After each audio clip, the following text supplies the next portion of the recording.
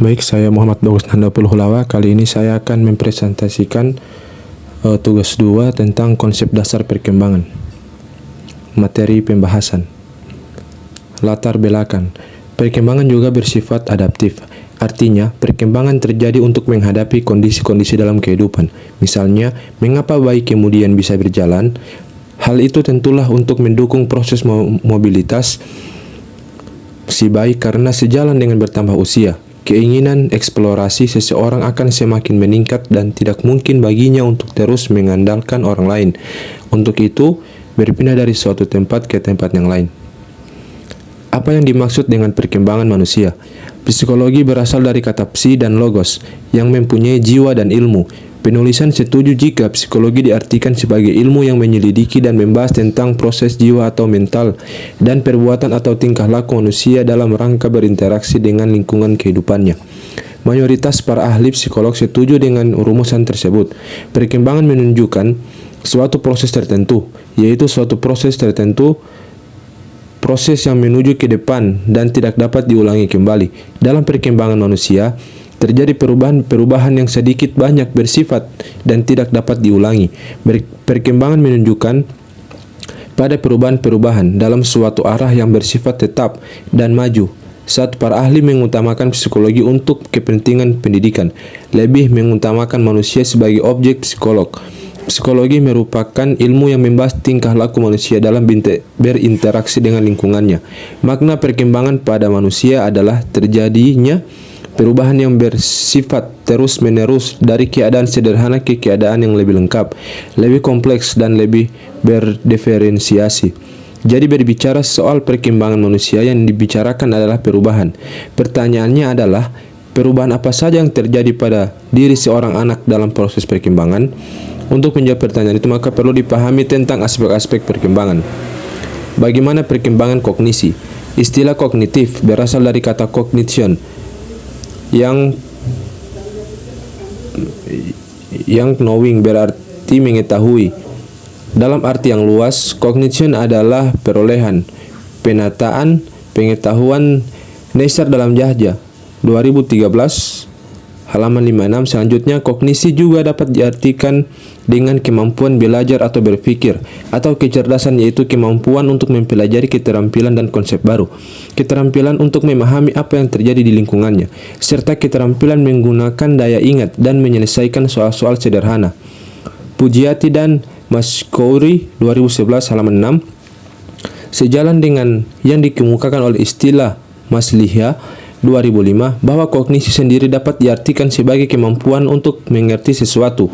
Artinya, mengerti menunjukkan kemampuan untuk menangkap sifat, arti, atau keterangan mengenai sesuatu serta mempunyai gambaran yang jelas terhadap hal tersebut.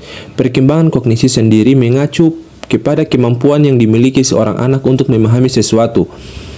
Sementara itu, di dalam Kamus Besar dalam Bahasa Indonesia, kognisi diartikan sebagai suatu hal yang berhubungan dengan atau melibatkan kognisi berdasarkan kepada pengetahuan faktual yang empiris. Lebih lanjut, proses kognisi adalah sebuah proses mental yang mengacu kepada proses mengetahui atau knowing sesuatu. Berg 2005. Kemudian Yusuf 2005 halaman 10 mengemukakan bahwa kemampuan kognisi ialah kemampuan anak untuk berpikir lebih kompleks serta melakukan penalaran dan pemecahan masalah. Berkembangnya kemampuan kognisi ini akan mempermudah anak menguasai pengetahuan umum yang lebih luas, sehingga ia dapat berfungsi secara wajar dalam kehidupan masyarakat sehari-hari.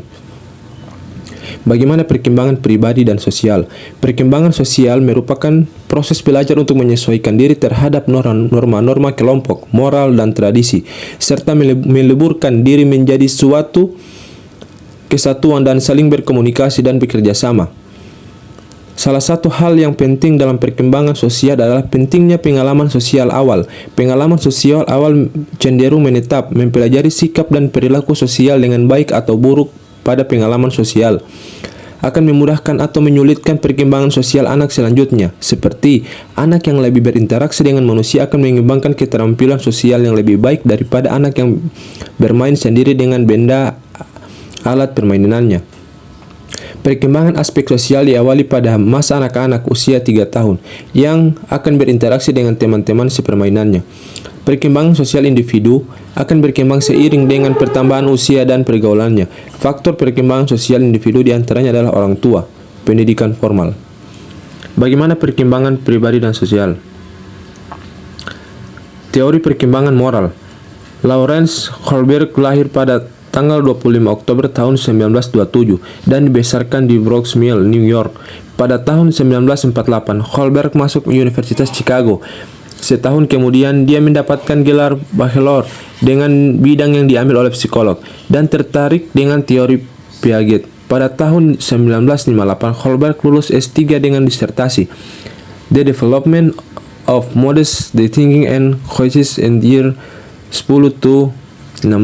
Disertasi ini merupakan teori perkembangan moral. Teori perkembangan moral Kohlberg terinspirasi oleh hasil kerja psikolog Swiss Jean Piaget 1896 sampai 1980 tentang perkembangan moral kognisi. Selain Piaget, pemikiran-pemikiran Kohlberg melalui tahap-tahap yang syarat dipengaruhi oleh John Dewey, Baldwin, dan Emil Durkheim. Asal mula ketertarikan Kohlberg pada bidang moralitas berawal dari pengalamannya di bawah masa tirani Nazi.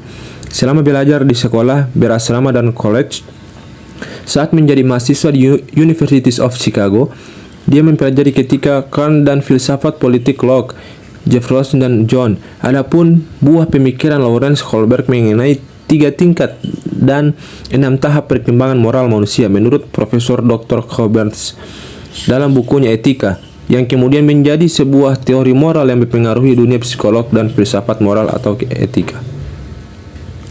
Itu saja presentasi dari saya. Terima kasih.